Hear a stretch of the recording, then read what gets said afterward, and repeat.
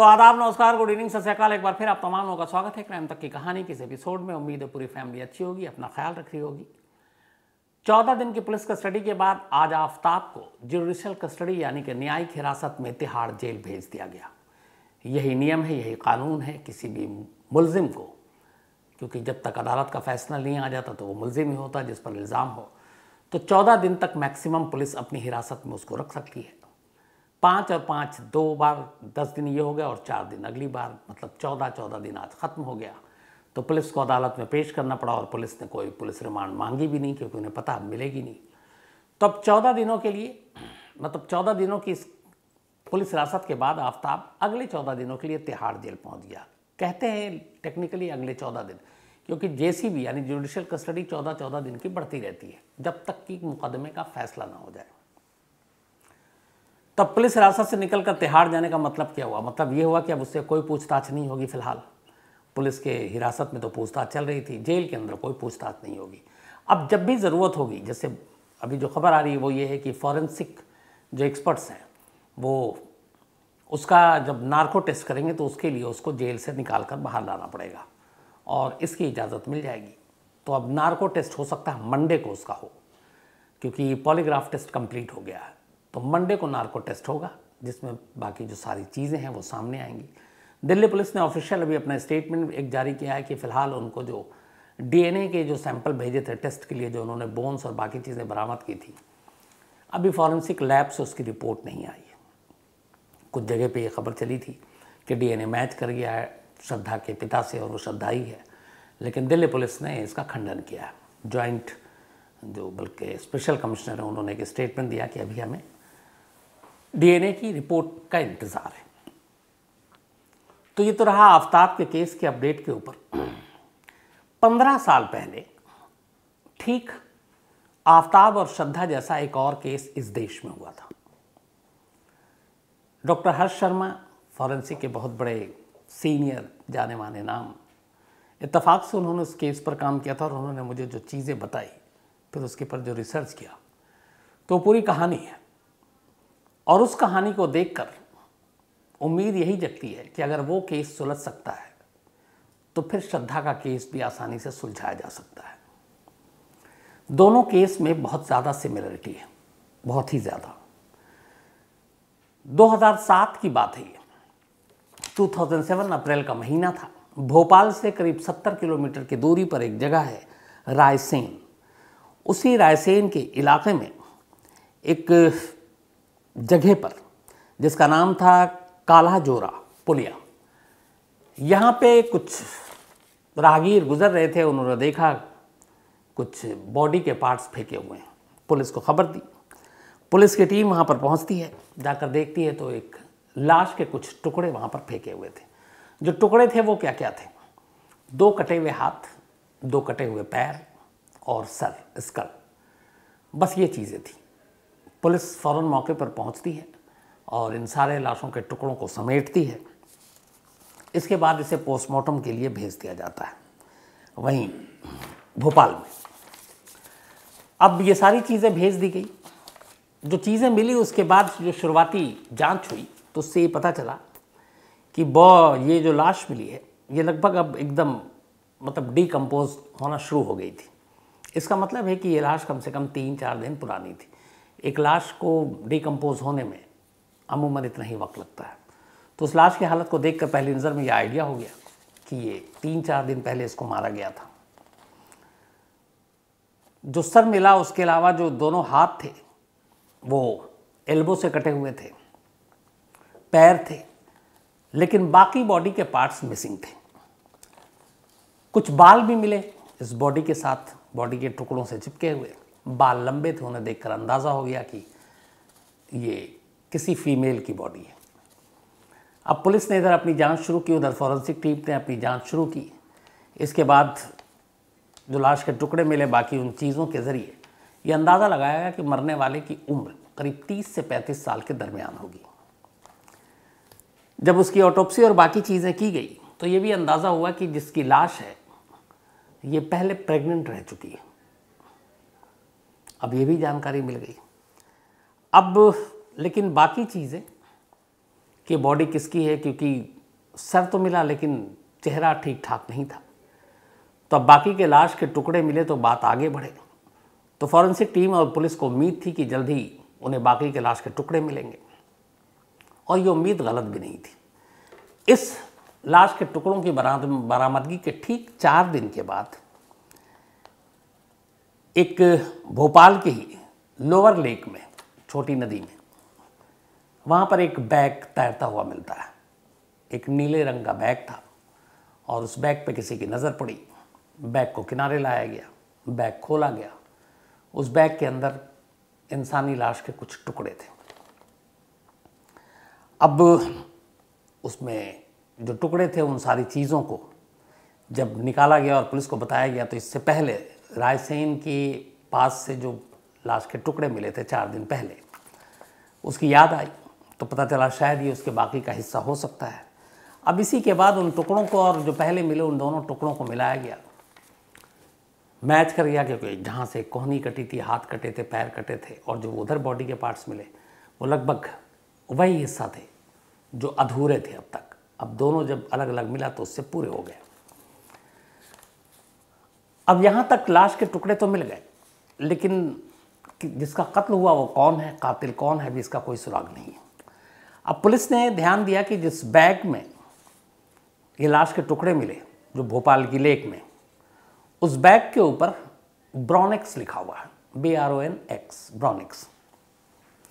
ब्रोनेक्स एक बहुत ही common cough syrup है, और उस बैग पर लिखे होने का मतलब ये था, जो अंदाज़ा लगाया पुलिस ने वो ये लगाया कि ये बैग जिसको भी दिया गया या इस बैग का जो मालिक है वो किसी फार्मास्यूटिकल कंपनी से जुड़ा हुआ है, और या फिर कोई मेडिकल प्रैक्टिशनर हो सकता है। लेकिन आम लोगों को कोई भी कंपनी का जो बैग होता है, अगर मार्केट में बिक रहा है आप बाकी तो ख़रीद सकते हैं, लेकिन किसी ब्रांडेड कंपनी का कोई लिखा हुआ है तो इसका मतलब उस चीज़ से जुड़ा हुआ कोई शख्स हो। तो उस बैग के ऊपर लिखा हुआ ब्रोनेक्स, और इससे ये कफ सिरप है, तो अंदाज़ा यही लगाया गया कि कोई मेडिकल प्रैक्टिशनर है या फिर फार्मास्यूटिकल कंपनी का कोई रिप्रेजेंटेटिव है, उसी के पास हो सकता है। जब बैग की तलाशी ली गई तो उस बैग में एक गीला कागज़ का टुकड़ा मिला, और उस गीले कागज़ के टुकड़े को जब ठीक से देखा गया तो हालांकि कई चीज़ें मिट रही थी लेकिन कुछ पढ़ी जा रही थी, तो उसको देख कर लगा कि ये कोई रिज्यूम है, किसी का CV है, बायोडाटा है। तो जब पढ़ा गया तो उसमें एक नाम मिला, एज भी लिखा, बायोडाटा में लिखा होता तो 27 ईयर। अब एड्रेस भी था। तो जब उसको देखा गया तो पता चला कि एक मेडिकल प्रैक्टिशनर का रिज्यूम है। अब ये एक बड़ी कामयाबी थी कि एक बैग के अंदर लाश के टुकड़े और उन्हीं टुकड़ों के बीच में से एक रिज्यूम, उसका मिलना। अब पुलिस उस रिज्यूम के सहारे ढूंढती उस शख्स को, क्योंकि पुलिस का भी मानना था कि जिसका ये रिज्यूम है बहुत मुमकिन है कि वही कातिल हो। पुलिस ने अब कोशिश शुरू की। जो उस पर नाम लिखा था शायद राजकुमार, उसके ज़रिए अब पुलिस वहाँ तक पहुँचती है तो पता चलता है कि ये जो शख्स है ये वहीं का रहने वाला है, रायसेन का ही इलाके का। सुल्तानपुर पुलिस स्टेशन जो डिस्ट्रिक्ट है वो पड़ता है। अब पुलिस वहाँ पहुँचता है, पुलिस वहाँ पहुँचती है, पहुँचने के बाद ढूंढती है तो पता चल जाता है कि हाँ भाई ये है। अच्छा, तब तक वो हाथ नहीं लगता, क्योंकि जहाँ पर वो पता चला कि ये इस घर में रह सकता है वहाँ ताला लगा हुआ है। पड़ोसियों ने बताया कि बहुत दिनों से दिखाई नहीं दिया। पड़ोसियों ने बताया कि यहाँ रहता था, एक लड़की के साथ रहता था, एक महिला के साथ, लेकिन वो गायब है। अब उसका ना कोई चेहरा है, ना कुछ मालूम है, सिर्फ एक रिज्यूमे है, दूसरा कोई पता नहीं है। पुलिस कहाँ ढूंढे। इस दौरान में अब चूँकि लाश के सारे टुकड़े मिल चुके थे, पुलिस ने कहा कि अब जो पहले जिसकी मौत हुई उसी को ढूंढा जाए, कि उसका चेहरा तो पता चले कि ये कौन है। तो पुलिस ने उसका उस वक्त 2007 में कुछ उसका जो हेड मिला था, चेहरा कुछ ठीक था, कुछ सही नहीं था। वो इसमें आपको मैं तस्वीर भी दिखाऊंगा, जिस तरीके से शुरुआत से जब डिकम्पोज मिली उसके बाद कैसे उसका रिकन्स्ट्रक्ट किया, चेहरा बनाया। तो फिर बड़ी मेहनत करके फॉरेंसिक एक्सपर्ट ने उस खोपड़ी को, उस आधे अधूरे चेहरे को एक पूरे चेहरे की शक्ल दी, आंखें बनाई, जो बाल मिले थे वो बाल लगाए उसके, और फिर तस्वीर खींची गई। उसके बाद ये तस्वीर अब तमाम इलाकों में इधर उधर बांटे गए, जहाँ पे एड्रेस मिला था वहाँ भी बांटे गए। मेहनत रंग लाई। इन तस्वीरों के ज़रिए मरने वाली का नाम मिल गया। पता चला जिसकी मौत हुई उसका नाम रोशन है और वो राजस्थान के माउंट आबू की रहने वाली है, लेकिन इधर कुछ वक्त से वो भोपाल से 70 किलोमीटर दूर उस घर में रह रही थी एक लड़के के साथ। अब माउंट आबू तक जब पुलिस पहुंची तो वहाँ उसके बारे में, रोशन के बारे में आज जानकारी ली गई और इसके बाद पुलिस भोपाल आती है। इधर इस लड़के की तलाश जारी थी। उस घर में ताला लगा था। पुलिस ने फिर इजाज़त लेकर उस घर का ताला तोड़ा, अंदर गई। वहाँ फॉरेंसिक टीम गई। वहाँ उन्हें कुछ खून के निशान मिले। उन ब्लड स्टेन खून के निशान को फॉरेंसिक टीम ने उठाया, लैब ले गए। अब लाशों के अलग अलग टुकड़े तो ही हैं, मौका वारदात से जो मिले, जो घर से मिले खून के सैंपल वो भी ले गई पुलिस। मैच किया गया तो पता चला जो लाश के टुकड़े थे और जो घर से ब्लड बरामद हुआ, दो अलग अलग क्राइम सीन से दो चीज़ें मिली हैं। लाश के टुकड़े अलग अलग मिले, ब्लड घर से मिला, वो मैच कर गया कि उसी मरने वाली का है। तो अब यहाँ शक की कोई गुंजाइश नहीं थी कि जिसका कत्ल हुआ उसका नाम रोशन है। कत्ल इस घर के अंदर हुआ, लाश के टुकड़े अलग अलग फेंके गए। अब सिर्फ कातिल की तलाश थी। आखिरकार मेहनत रंग लाई और पुलिस ने 27 साल के उस लड़के राजकुमार को गिरफ्तार कर लिया। अब उससे पूछताछ हुई, फिर पूरी कहानी सामने आई।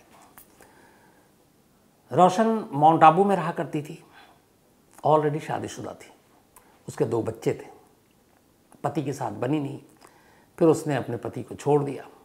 इसी दौरान में राजकुमार उसकी ज़िंदगी में आया, जिसने अभी अपनी पढ़ाई पूरी की थी और मेडिकल प्रैक्टिशनर था वो। अब वो भोपाल के पास रहता था, तो रोशन भी वहीं पहुंच गई अपने पति को छोड़कर, बच्चों को छोड़कर, और इन दोनों ने एक घर किराए पर लिया और दोनों वहाँ साथ में लिव इन में रहने लगे। महीने गुजर गए, दोनों साथ में थे, सब कुछ ठीक चल रहा था। अब इसी दौरान राजकुमार के घर वाले राजकुमार पर शादी के लिए दबाव डालने लगे, ठीक वैसे ही जैसे श्रद्धा आफ्ताब पर डाल रही थी, डालने लगे, लेकिन वो लगातार मना करता रहा। फिर इसी दौरान में एक फाइनल ईयर की मेडिकल स्टूडेंट्स के साथ राजकुमार के घर वालों ने उसका रिश्ता तय कर दिया। उस फाइनल ईयर की मेडिकल स्टूडेंट्स से जब मुलाकात हुई, राजकुमार को तो उसे ही पसंद आ गई। फिर उसने कहा ठीक है, वो इससे शादी करेगा। उसने हामी भर दी। अब जब उसने हामी भरी, ये बात रोशन को पता चल गई। उसने कहा मैं अपने पति बच्चों को छोड़कर तुम्हारे साथ रह रही हूँ लिव इन में, और तुम किसी और से शादी करने की बात कर रहे हो। इस बात पे दोनों में झगड़ा हुआ। राजकुमार को लगा कि शायद रोशन के जीते जी उसकी शादी नहीं हो पाएगी और वो अब इस रिश्ते से निकलना चाहता था। फिर एक रोज़ अप्रैल 2007 एक बड़ा सा पत्थर लेकर आया। रात को रोशन सो रही थी। उसने उस पत्थर से उसके सर पर एक जोर का वार किया। उसे एक वार में ही शायद रोशन की मौत हो गई। उसी के बराबर में एक दुकान थी, वो जो मटन शॉप, फिर वहाँ से वो नाइफ लेकर आया और उसके बाद उसने फिर लाश के टुकड़े किए। लाश के टुकड़े करने के बाद कुछ टुकड़े तो उसने फेंक दिए ले जाकर रायसेन के पास, बाकी रह गए। फिर उसने उसके पास बैग था जो कि वो एक मेडिकल प्रैक्टिशनर था, वही ब्रॉन्क्स का। उसने बाकी के लाश के टुकड़े उस बैग में भरे और लेकर बस में बैठ गया और उसने कहा कि अब चल के कहीं दूर फेंकते हैं पहली जगह से। अब वो जब बस में बैठा तो चूँकि उस लाश के टुकड़े को 2-3 दिन हो चुके थे, तो अब उसमें से बदबू आ रही थी। बस में बैठा कुछ लोगों ने शिकायत भी की कि तुम्हारे बैग से बदबू आ रही है। उसने कहा इसमें मछली है, मछली लेकर जा रहा हूँ। फिर किसी ने कुछ कहा नहीं। वो भोपाल उतरा, उसका ले जाकर उसने भोपाल के लोअर लेक में उस बैग समेत उसके अंदर जो टुकड़े थे वो फेंक दिए और वापस घर चला आया। उसे यकीन था कि अब कोई उस तक पहुँच नहीं पाएगा, लेकिन उसने एक तो उस बैग का इस्तेमाल किया जिस पे ब्रॉनेक्स लिखा हुआ था, ये पहला क्लू मिल गया। दूसरा, गलती से उसे अंदाज़ा ही नहीं था कि उसी के अंदर उसका एक रिज्यूमे है, वो छोड़ गया, वो मिल गया। लेकिन जो सबसे बड़ा काम किया इस पूरे केस में वो फॉरेंसिक ने किया। फॉरेंसिक ने ये किया कि जब तक रोशन का पता भी नहीं चला कि वो कौन है, उसका नाम क्या है, उन्होंने सारे टुकड़ों को लाशों के ऑटोप्सी और फॉरेंसिक के ज़रिए उन्होंने जब सारी चीज़ें एक तो डीएनए के लिए प्रिजर्व करके रखा, और जब पता चल गया कि रोशन उदयपुर की है माउंट आबू की है। तो फिर उन्होंने उसकी फैमिली और उसके बच्चों और हस्बैंड से सैंपल लिया और वो सैंपल मैच कर गया, तो डीएनए भी मैच कर गया, ब्लड सैंपल भी मैच कर गया, और इस तरीके से इस केस को सुलझा लिया गया। तो मैंने जो कहा कि सेम वैसे ही केस हुआ, और अगर वो सुलझ सकता है तो श्रद्धा क्यों नहीं। अब इस पे आते हैं। यहाँ भी लगभग सीन वैसे ही है। हमेशा जो क्राइम सीन होता है, जो इन्वेस्टिगेशन, उसमें कायदे से कहते हैं कि लोकेशन एक होता है जहाँ पे क्राइम हुआ, सीन ऑफ क्राइम एक होता है। लेकिन कई ऐसे क्राइम होते हैं जहाँ सीन ऑफ क्राइम कई होते हैं, एक से ज़्यादा होते हैं। सीन ऑफ क्राइम का मतलब, जैसे अगर सपोज किसी का कत्ल हुआ, तो एक कत्ल 10 जगह नहीं कर सकते आप। एक कत्ल एक ही जगह हुआ, चाहे घर के अंदर हो, बाहर हो, जंगल में हो, कहीं भी हो। तो सीन ऑफ क्राइम कई मामलों में एक से ज़्यादा होता है और कई बार एक ही होता है। जैसे इस रोशन के केस में और श्रद्धा के केस में सिमिलरिटी ये है कि इसमें सीन ऑफ क्राइम एक से ज़्यादा है। श्रद्धा का कत्ल घर के अंदर हुआ, उसके बाद उसके लाश के टुकड़े अलग अलग जगहों पे फेंके गए। रोशन का कत्ल भी घर के अंदर हुआ, लाश के टुकड़े अलग अलग फेंके गए। तो अब यहाँ पे भी घर से कुछ नमूने और बाकी चीज़ें मिली हैं, ब्लड सैंपल, और वो आफ्ताब और श्रद्धा के घर से। लाश के टुकड़े अलग अलग जंगलों से मिले हैं, कहीं मैदान गढ़ी की तालाब से मिले हैं, वहाँ भी लाश के टुकड़े 2 अलग अलग जगहों से मिले हैं। लेकिन ये सारी चीज़ों को जब मैच किया गया तो कड़ियाँ जुड़ गई। बेशक जो सीन ऑफ क्राइम है वो अलग अलग था, लेकिन सारी चीज़ें एक दूसरे से मैच कर गई और फिर आखिरकार उसे सज़ा दिलाने के लिए कारगर साबित हुई। तो यहाँ पे भी यही चीज़ें, जिसके लिए नार्को से लेकर बाकी चीज़ें हो रही हैं, बेशक क्राइम सीन अलग अलग हो, लेकिन जितने एविडेंस कलेक्ट किए गए, बस सिर्फ इंतज़ार है उस डीएनए रिपोर्ट का, वो आ गया, मैच कर गया, तो समझ लीजिए केस क्लोज। फिर किसी इफ़ बट शक की गुंजाइश ही नहीं बचती है। तो 15 साल पुरानी ये लगभग वैसी ही केस थी। एंड थैंक यू डॉक्टर हर्ष शर्मा, उन्होंने ये याद दिलाया, उन्होंने बताया। मुझे लगा कि आप तक ये ज़रूर पहुंचना चाहिए, क्योंकि बहुत सारे लोग ये भी पूछ रहे थे कैसा इससे पहले कोई केस हुआ है कि नहीं हुआ। एक तो मैंने और मिलता जुलता आपको बताया, हालांकि उसमें बेल आउट हो गया जो दिल्ली का मामला था, लेकिन इस मामले में सज़ा हुई है। अब कहानी ख़त्म करूं उससे पहले आइए वही अपना सिलसिला। आज एक तो हमारी टीम के बहुत ही होनहार, बहुत ही हमारे सीनियर भी हैं, बहुत अच्छे इंसान हैं, तारिक लोन, उनका आज जन्मदिन है, बर्थडे है। जम्मू कश्मीर, ये श्रीनगर में बेस्ड हैं, बरसों से हैं, और कोई भी यहाँ से जाता है तो ऐसी मेहमान नवाजी करते हैं, मैं आपको क्या बताऊँ, दिल के बड़े अच्छे इंसान हैं। तो हैप्पी बर्थडे तारिक भाई, आप हमेशा अच्छे रहे, खुश रहे, ये हम सबकी दुआ है, और ऐसे ही आप जिंदा दिल इंसान बने रहे। तो पूरी क्राइम तक टीम की तरफ से तारिक लोन साहब, आपको बहुत बहुत आपकी इस जन्मदिन, सालगिरह, हैप्पी बर्थडे, इसकी मुबारकबाद। इसके अलावा मुबारका कोरिडवाला, इनका भी आज बर्थडे है, तो हैप्पी बर्थडे मुबारका साहब, बल्कि मुबारका साहब आपके बर्थडे पे आपको मुबारक। प्रियंका, इनका भी जन्मदिन है, बल्कि इनका कल है, लेकिन कल संडे है, तो आज एडवांस में हैप्पी बर्थडे प्रियंका, आपको बर्थडे। संदीप कुमार ने भेजा है। दिशु, इनका भी जन्मदिन है, तो हैप्पी बर्थडे दिशु। और ये आशुतोष सिंह जी की बिटिया हैं, और सौरभ यादव ने भेजा है। साथ ही मोहम्मद अकरामुल इस्लाम, इनका भी जन्मदिन है, तो हैप्पी बर्थडे अकरामुल, और ये गया से हैं, बिहार के। कुसुम, इनका भी जन्मदिन है, तो हैप्पी बर्थडे कुसुम, और ये शुभम ने भेजा है। इसके अलावा जियाना फातिमा का भी आज जन्मदिन है, तो हैप्पी बर्थडे जियाना, और ये जुबैर शेख साहब की बिटिया है। रवि राठौर लखीमपुर खीरी से हैं, इनका भी जन्मदिन है, हैप्पी बर्थडे रवि भाई। साथ ही पुष्पांक, इनका जन्मदिन 22 को था, तो belated happy birthday Pushpank. Rishabh Rathore, कल है इनका जन्मदिन संडे को, लेकिन एडवांस में आज हैप्पी बर्थडे ऋषभ। और मनीष चौधरी ने भेजा है। इसके अलावा अंशु प्रिया, इनका भी जन्मदिन है, तो हैप्पी बर्थडे अंशु। रोशन ने भेजा है। गोविंद मिश्रा बेतिया से हैं, इनका भी जन्मदिन है, तो हैप्पी बर्थडे गोविंद जी। वर्षा चोंगर, इनका भी आज जन्मदिन है, तो हैप्पी बर्थडे वर्षा जी। और विष्णु फौजदार ने भेजा है। इसके अलावा विष्णु कुमार कुशवाहा का भी आज बर्थडे है, तो हैप्पी बर्थडे विष्णु। अभिषेक कुमार यादव जौनपुर से, इनका भी जन्मदिन है, हैप्पी बर्थडे अभिषेक साहब। लक्ष्य गुप्ता, इनका भी आज बर्थडे है, हैप्पी बर्थडे लक्ष्य। और रिया गुप्ता जी के ब्रदर हैं ये, कुरुक्षेत्र से। अमन नंदाल, इनका भी जन्मदिन, तो हैप्पी बर्थडे, बल्कि शायद कल था, तो बिलेटेड हैप्पी बर्थडे। और मोनिका नंदाल जी, इनकी पत्नी है। विनीत शाकिया बुदाऊ, इनका भी बर्थडे है, तो हैप्पी बर्थडे विनीत शाकिया साहब। इसके अलावा हिमांशु सिंह का भी जन्मदिन है, तो हैप्पी बर्थडे हिमांशु। और सुशांत कुमार ने भेजा है। शहाब शाकिब, इनका भी आज जन्मदिन है, तो हैप्पी बर्थडे शहाब। और शहाब शाकिब अब्दुल नहीं, औरंगाबाद से हैं ये, बिहार से। इसके अलावा अलीना खान, इनका 26 को हैप्पी बर्थडे, तो अलीना हैप्पी बर्थडे आपको। और सुमेर अहमद खान ने भेजा है, साथ ही सुधांशु कुलश्रेष्ठ, इनका भी जन्मदिन है, हैप्पी बर्थडे सुधांशु। और शुभम ने भेजा है। नरेंद्र राजमानी सतना से, इनका भी जन्मदिन है, हैप्पी बर्थडे नरेंद्र साहब। और उसके अलावा कपिल चौधरी, हैप्पी बर्थडे आपको कपिल साहब। साथ ही रागनी इंद्रवाल और योगेश, इन दोनों की एनिवर्सरी है, आप दोनों को बहुत बहुत बधाई मुबारक। इसके अलावा फरहत नाज और आसिफ इकबाल, इन दोनों की भी एनिवर्सरी है, तो आप दोनों को भी बहुत मुबारक, दुबई से हैं ये। आरती और संदेश, इनकी भी एनिवर्सरी है, तो आप दोनों को भी बहुत बहुत मुबारक। साथ ही एक और हैं सेवाती जी एंड रघुनाथ जी, इन दोनों की भी एनिवर्सरी है, तो आप दोनों को बहुत बहुत दिल से मुबारक, बधाई। और ये संतोष अहिरवार जी के ग्रैंड पेरेंट्स हैं। अनिल चौधरी और सोनू चौधरी, बल्कि अनिल चौधरी जो हैं इनका जन्मदिन है, तो हैप्पी बर्थडे अनिल।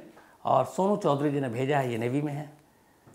साथ ही हकीम मोहम्मद वासी, प्रथम गौतम, इन्होंने लिखा है कि आरजे नवेद, कि आपके भाई हैं, आपकी शक्ल बहुत मिलती है, हम दोनों में दोस्ती तो है, मुलाकात होती रहती है।